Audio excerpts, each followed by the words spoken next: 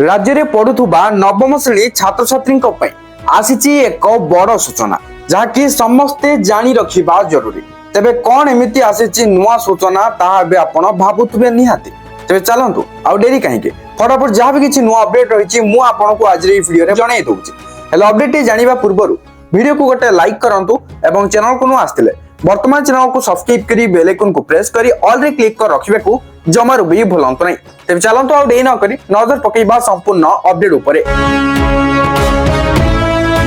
राज्यर समस्त सरकारी विद्यालय रे नवम श्रेणी छात्र छात्री एलईपी उत्कर्ष कार्यक्रम शेष पर्याय आकलन आसंता मार्च मास 16 तारिख और 17 तारिख रे अनुष्ठित हेबो।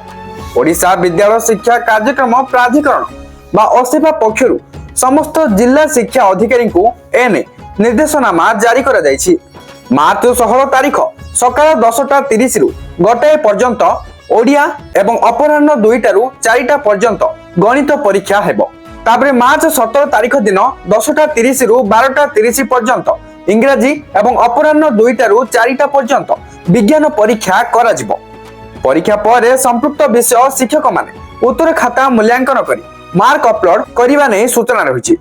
परीक्षा समय छात्र छात्री को कौन प्रकार बाह्य सहायता न देवाकू एवं भयमुक्त परिवेश रे परीक्षा परिचालना करने को निर्देश दिया जायछि। समस्त प्रक्रिया को सुचारू रूपे परिचालना करने अतिरिक्त जिला शिक्षा अधिकारी दायित्व नेबे।